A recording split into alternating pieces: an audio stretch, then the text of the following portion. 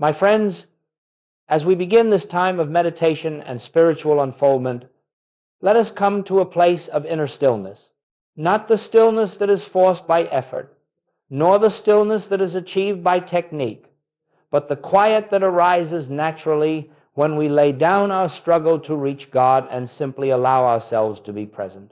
For too long, our spiritual lives have been overshadowed by the belief that God is somewhere outside of us, that God is a being to whom we must call, cry, plead, and petition. We have been sincere in this approach. We have come with genuine longing, with earnest desire, and yet, in spite of that sincerity, there remains a burden, a sense of separation, a sense of distance between ourselves and the very source we seek.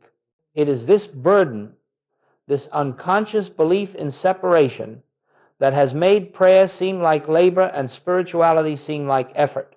We have imagined that if we could only pray hard enough, long enough, or correctly enough, God would hear us and respond. But, you see, the moment we believe that God is someone who must be awakened to our need, we have already stepped outside the kingdom. We have already accepted the central illusion that God is there and we are here, and between the two lies a distance to be crossed. Today, we enter a different kind of prayer, not the prayer that seeks to reach God, but the prayer that recognizes God as the very life of our being, a prayer that does not attempt to draw God nearer, because God has never been distant, a prayer that does not ask for things, because the infinite, being infinite, withholds nothing.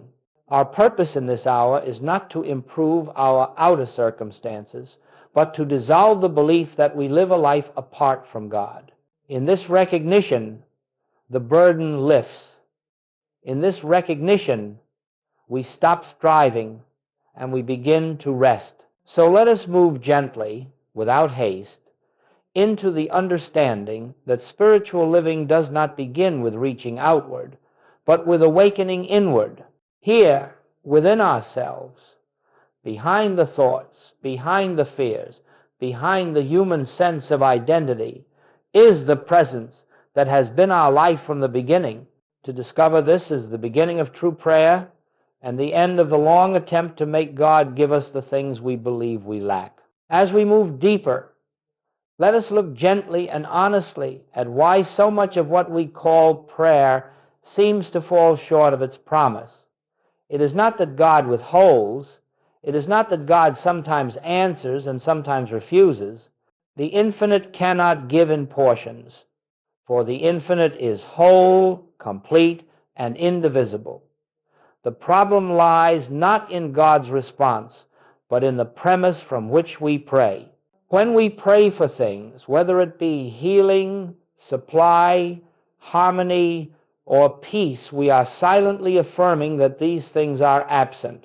We are declaring, without realizing it, I stand outside the fullness of God, and I must persuade God to bring me into it. The very request affirms the very lack, and so the prayer begins not from truth, but from illusion. Consider this. If we ask God for health, we are admitting a belief in a life separate from the one life that is God. If we ask for supply, we are accepting in our consciousness the possibility of lack in the infinite. If we ask for protection, we are affirming that there is something from which God's presence is not already our refuge. You see, the request itself is the barrier. The prayer built upon separation cannot reveal oneness, and the prayer built upon lack cannot reveal completeness. This does not mean that our needs are unimportant or that our struggles are unnoticed. It means that the way we approach them must be transformed. Every prayer of asking, no matter how devout, begins with the assumption that God is somewhere else and must be brought into our experience. But God is not brought anywhere. God is the very substance and activity of the consciousness that is listening at this moment. So long as we pray from the sense of a self apart from God, we will find our prayers circling the same concerns, the same fears, the same emergencies, and though temporary relief may appear, the deeper hunger remains unfulfilled.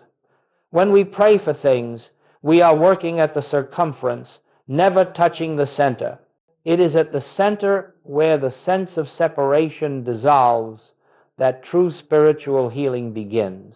The failure of petitionary prayer, then, is not a failure of God, nor a failure of faith. It is simply the natural consequence of beginning on the wrong premise. The mistake is not moral, it is metaphysical. When we start with separation, we end with struggle. When we begin with oneness, even before any appearance changes, we find peace. The peace that precedes and produces the harmony that follows. And so, before we ask for anything, let us pause, let us recognize that the seeking itself may be rooted in the belief that God has yet to be found.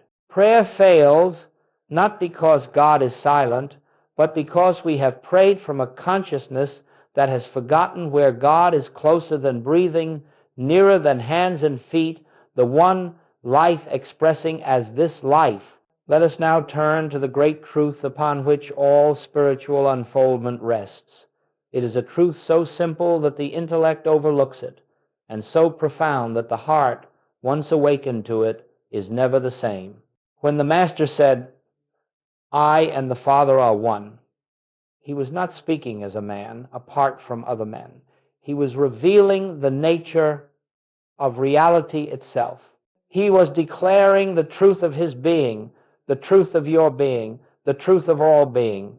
But notice what he did not say. He did not say, "I will become one with the Father," or "I am trying to be one with the Father." He did not say, through effort, discipline, or virtue, "I shall one day attain union." No. He spoke from the quiet authority of spiritual fact.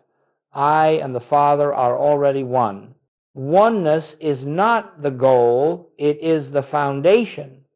It is not the destination, it is the starting point.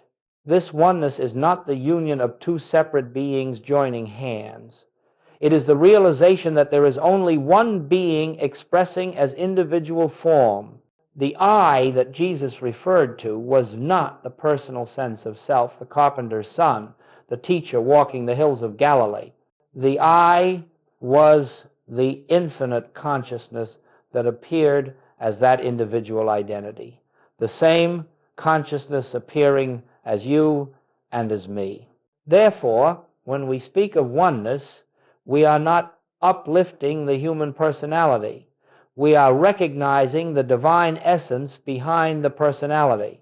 To grasp this truth is to understand why praying for things has no place in spiritual living. If you and the Father are one, what could you lack? What could you request? What could be added to the fullness of God expressed as you? Every desire to get, to achieve, to acquire is born of forgetting this oneness. And every moment of recognition dissolves that desire, for in the light of oneness, the soul sees that it has never been without anything. This realization cannot be forced. It does not come through intellectual repetition or metaphysical argument. It dawns softly, gently, like a sunrise breaking through the mist of centuries-old belief. And when it dawns, even faintly, you feel a shift, an easing of the burden, a dissolving of the fear, a quiet assurance that requires no evidence and seeks no validation. To accept I and the Father are one is to step out of the mental picture of yourself as a separate being striving to reach God. It is to rest in the truth that God is the very life living you.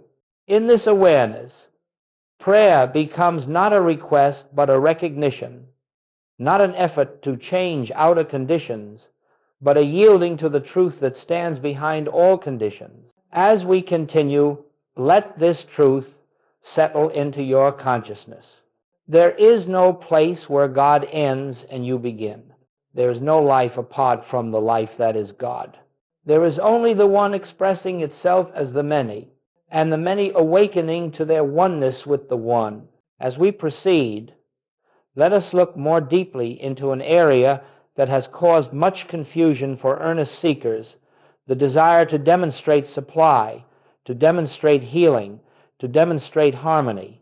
Many approach the spiritual path with the hope that, by learning the right principles or practicing the correct techniques, they may bring about the conditions they desire.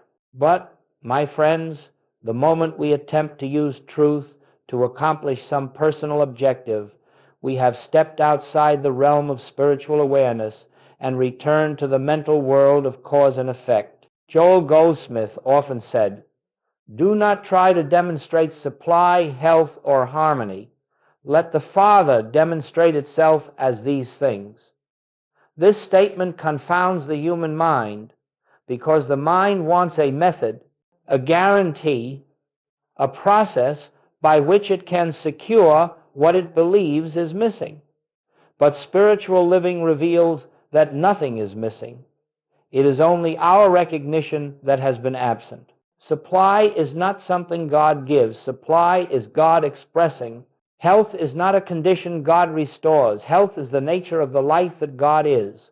Harmony is not the result of divine intervention. Harmony is the unchanging character of the presence that fills all space. When we attempt to demonstrate, we are subtly affirming the belief that God must act upon a situation that currently stands outside divine order. Yet how can anything be outside divine order? If God is infinite, where is the place where God is not? If God is all, what could exist that God has not already filled with its own nature? You see, the attempt to demonstrate arises from the belief in two powers, the power of God on one hand, and the power of disease, lack, or discord on the other. The moment we struggle to bring God's power into a situation, we have unknowingly accepted the reality of the opposing power. True spiritual realization begins when we release the desire to manipulate appearances, even spiritually. We do not use truth, we yield to truth. We do not command God, we consent to God's activity.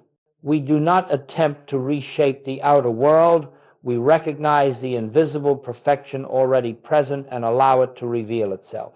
In this surrender, a great freedom dawns. The pressure to fix, to heal, to manifest dissolves. The weight of personal responsibility falls away. We stop attempting to direct life according to the wishes of the human self and start witnessing how the infinite expresses its own nature as our experience. This is why demonstrations fail when sought personally. They begin with the assumption that we, through spiritual understanding, can reshape reality. But spiritual consciousness does not reshape reality. It reveals reality. The kingdom of God is not created through our efforts. It is unveiled through our recognition. Therefore, let us set aside every attempt to force outcomes, even in the name of truth. Let us become still enough to feel the gentle movement of the Father within, expressing itself as the form, the function, and the fulfillment appropriate to each moment. When the Father demonstrates itself, the result is always harmonious, always sufficient, always complete, and requires no strain of our own. Now, let us move into one of the most liberating realizations on the spiritual path, the distinction between living by effort and living by grace. As long as we function from the belief that we are separate individuals, responsible for shaping, sustaining, and correcting our lives, we will find ourselves caught in endless struggle. The personal self, believing itself to be the actor and the achiever, labors constantly to secure good, avoid harm, and maintain control. Yet no matter how sincere the attempt, the burden grows heavier, not lighter, for the human mind can never escape the limitations it believes in. Grace, in contrast, is not something to be attained. It is the natural activity of the infinite when the personal sense of self is out of the way. Grace flows effortlessly, not because God suddenly acts, but because we stop obstructing the divine activity that has been present all along. The Father's life is forever expressing itself, but it appears as struggle when filtered through the belief in personal responsibility, and it appears as harmony when recognized as the only life there is. Let us look quietly at the difference. Effort asks, "What must I do to make this right?" Grace whispers, "Be still and let the truth reveal itself." Effort analyzes, plans, calculates, and fears the consequences of choosing wrongly. Grace unfolds with an inner assurance that does not depend on reason. Effort prays to bring God into the situation. Grace knows that God is the situation, its substance, its intelligence, its life. The one who lives by effort attempts to direct the course of events. The one who lives by grace becomes the transparency through which divine wisdom acts of its own accord. This is not passivity. It is not resignation. It is the highest form of activity, because it is the activity of God expressing through the individual consciousness that no longer assumes authorship. The human mind believes that unless it is pushing, nothing is happening. But in truth, it is precisely this pushing that blocks the gentle movement of spirit. When we cease trying to govern life by personal will, the divine will, ever present, ever intelligent, begins to guide, unfold, and accomplish. Consider the areas of your life where you have struggled the most. Perhaps you have tried with great intensity to secure financial stability, to improve your health, to restore harmony in your relationships, or to find your purpose. In each case, notice how the effort itself carried within it a sense of fear, fear of loss, fear of failure, fear of insufficiency. Such fear is not the nature of God. It is the echo of the belief that the self must accomplish something through its own strength. But listen quietly within. The infinite does not strain.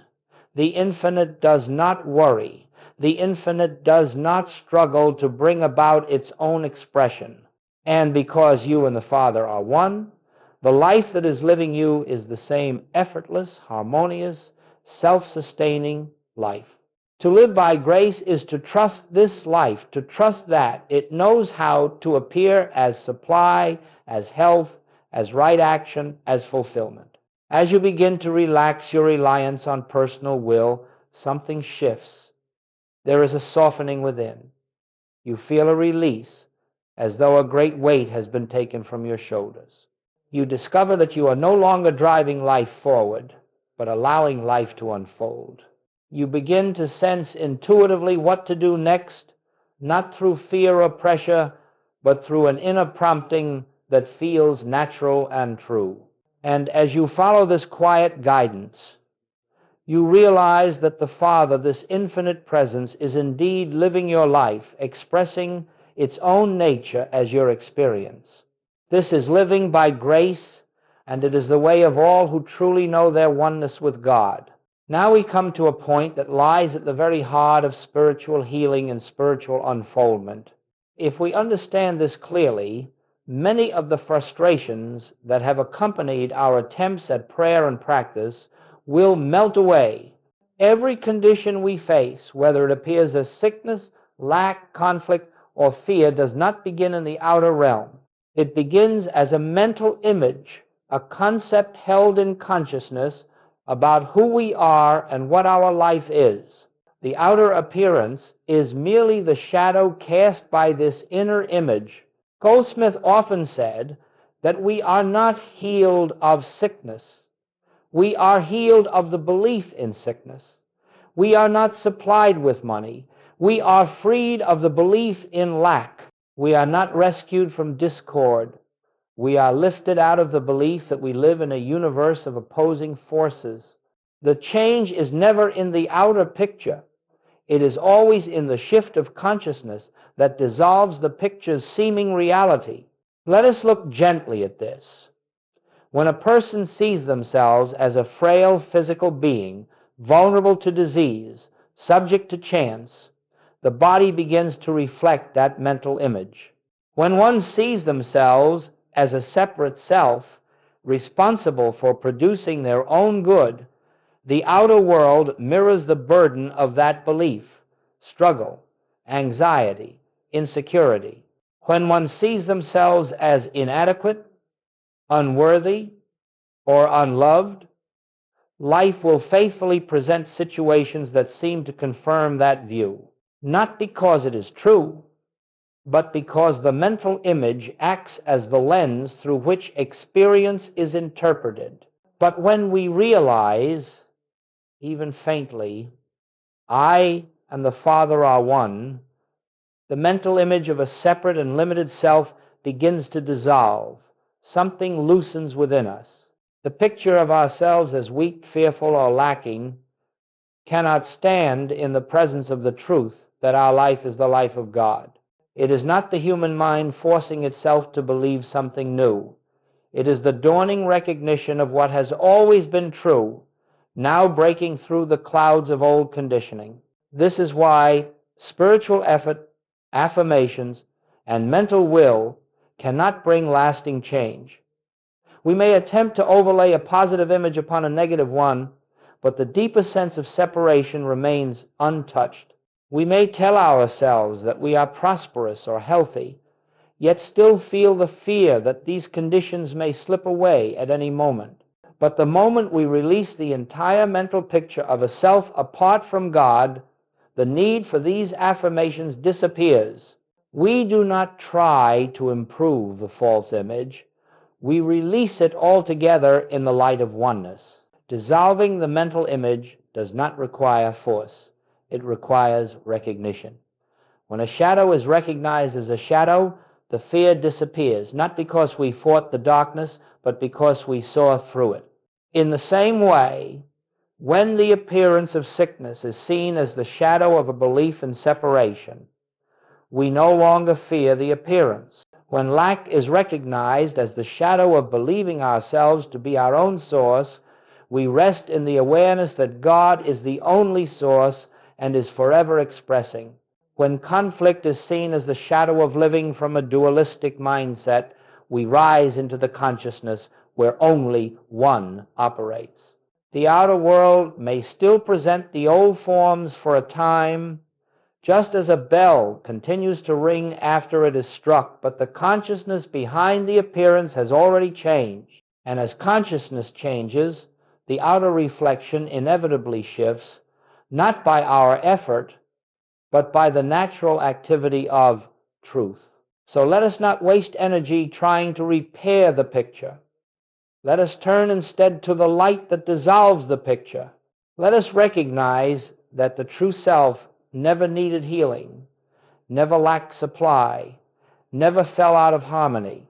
It is the mental image that suffered, and the mental image that dissolves as we awaken to our oneness with the infinite. This inner shift, quiet, gentle, unnoticed by the world, is the beginning of freedom. Now that we understand the nature of the mental image and its dissolution, let us turn to what may be called the living of truth, the quiet, continuous recognition of our oneness with the infinite throughout the day. Spiritual understanding does not remain in the realm of theory. It must become a living awareness, present in the small moments as well as in the great ones. And this awareness does not come through effort or discipline. It unfolds naturally when we turn gently again and again to the truth of our being. In the morning, before thought has gathered its momentum, there is a precious moment of openness. In that moment, let us not begin the day by asking for guidance, protection, or supply, for the Father has already gone before us. Instead, we rest for a few breaths in the simple recognition that I and the Father are one. This recognition does not require words. It is an inner feeling, a soft awareness of the presence that lives us. Without trying to shape the day, we acknowledge that the infinite is expressing itself as every activity that will unfold. This subtle shift of consciousness transforms the entire day, not by rearranging circumstances, but by aligning us with the divine rhythm. As the day moves forward, life will present its usual tasks, conversations, decisions, unexpected challenges. In these moments, the human mind wants to take over, to react, to defend, to control. It is precisely here that the practice of recognition becomes the bridge between truth and experience. We pause, even briefly, not to find an answer, but to remember that the answer already exists within the infinite. That is our consciousness. We do not seek to solve the problem. We remember that the problem has no reality in God, and therefore no power over the one who abides in oneness. Whether in traffic or in a meeting, while washing dishes or walking through a difficult moment, the invitation is always the same. Turn inward. Feel the presence. Remember who lives your life. This practice of the presence, as Goldsmith called it, is not a technique to improve the outer world. It is the recognition of the inner world, the true world from which all appearances flow. The more often we rest in this recognition, even for a few seconds at a time, the more our consciousness becomes attuned to the gentle movement of grace. Things that once agitated us begin to lose their power. Situations that once frightened us become opportunities to witness the activity of the infinite in ways we could not have imagined.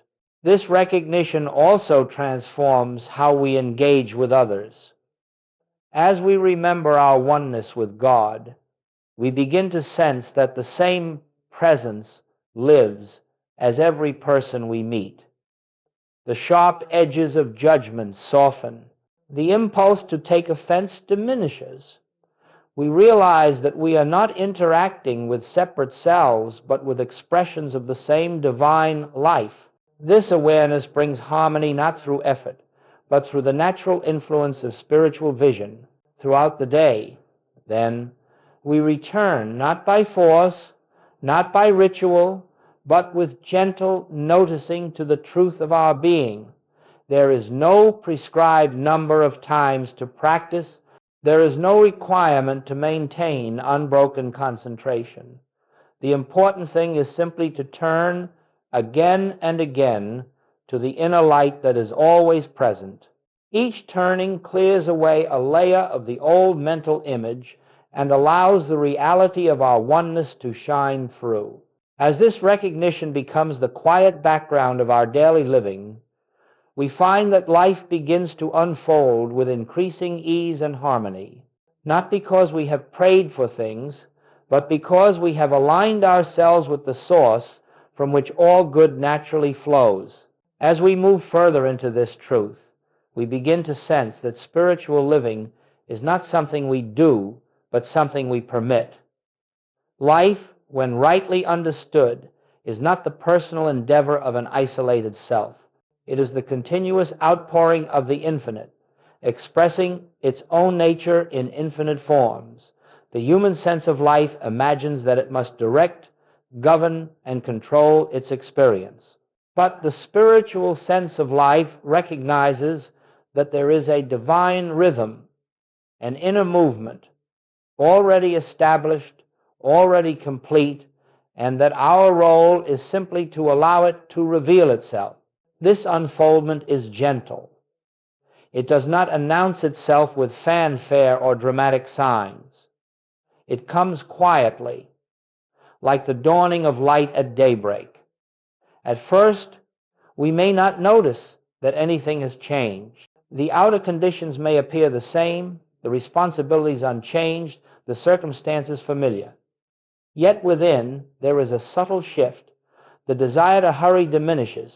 the need to force outcomes loosens, we begin to notice that decisions arise with greater simplicity, that answers come without strain, that the path forward seems to open of itself. This is not the result of personal achievement, it is the natural activity of grace. When we no longer insist on directing life from the standpoint of the personal mind, we make space for the infinite to act. And as the infinite acts, it expresses its own intelligence as our intuition, its own abundance as our supply, its own harmony as our relationships, its own peace as our emotional landscape.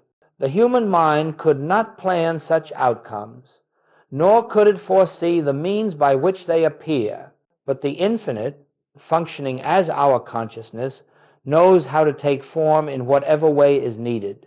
You may observe that opportunities arise without your seeking them. People come into your life who were never part of your plans. Solutions present themselves where previously there was confusion. All of this is the Father revealing itself as the form appropriate to the moment. Nothing forced, nothing strained, nothing achieved through effort, only the natural movement of spirit appearing in visible form. We often think of grace as something that comes to us, but in truth, grace is the activity of the one being moving through us. And when we stop resisting, when we relinquish the belief that we must manage every detail of life, that grace can flow unobstructed, in this flow, our actions become effortless, not because we are passive, but because they arise from an inner prompting that is wiser than thought, gentler than emotion, and surer than reason. There will be moments when appearances still try to assert themselves, moments of uncertainty, moments when the old mental images attempt to reestablish their influence. But as long as we remain anchored in the recognition that the infinite is living our life, we need not be disturbed. We do not fight the appearance, we look through it. We do not question whether the infinite is present. We rest in the knowing that it is the only presence there is. As this unfoldment continues, a remarkable assurance begins to take root, an assurance not based on circumstances, but on the inner realization that nothing can be added to or taken from the life that God is expressing. We begin to see that the form of good is secondary, the source of good is primary, and when we remain aligned with the source, the form naturally reflects the harmony of that alignment. This is the life lived by grace, a life in which the infinite expresses itself without interference, without obstruction, without the limitations imposed by the mental image of a separate self. When we allow this unfoldment, we discover that life has always been trying to express through us, only our resistance kept us from recognizing it. Now, in the quietness of oneness, we simply accept what has always been true. And now, as we bring this period of contemplation to a close, let us return once more to the simplicity with which we began. All that we have explored together can be expressed in a single truth. The life you are living is the life of God, and the degree to which you experience harmony is the degree to which you yield to that life. There is nothing to be added, nothing to be achieved, nothing to be demonstrated. There is only the quiet recognition that all good already exists within the oneness of your being. The spiritual journey does not lead us somewhere outer. It leads us inward to the center where the presence abides. Here, in this still place, we discover that the search was never necessary, the struggle never required. The Father has been living our life all along. Each breath, each step, each moment has been the movement of the infinite expressing itself as us. Only the belief in a separate self obscured this truth. As we rest in this awareness, we begin to sense a profound relief. The burden of living, of managing, controlling, striving, slips from our shoulders. We realize we never carried life. Life carried us. We never sustained ourselves. The infinite sustained us. And as this realization deepens, fear dissolves, because there is no longer a me who must protect itself, and no longer a world that can threaten what God is expressing. There is only the effortless activity of spirit, appearing moment by moment in whatever form is needed. Let this recognition accompany you into the hours ahead, not as a discipline, not as a demand, but as a gentle remembrance. Where I am, God is, and where God is, nothing is lacking. You need not hold this truth tightly. You need only allow it to be. Let it rise to the surface of consciousness whenever it will. Let it guide without force, comfort without effort, and reveal without your attempting to make revelation occur. Simply yield quietly, naturally, without strain to the presence that has been your life from the beginning. And as you walk through the world, know that you do not walk alone. The infinite walks as you. The Father expresses through you. The kingdom unfolds in you. This awareness is prayer. This awareness is peace. This awareness is the life lived by grace. We close now not by ending the presence, but by resting in the assurance that it continues unbroken within us. And so, as we step back into the activity of the day, we carry with us the quiet confidence that the one who lives our life has already prepared the way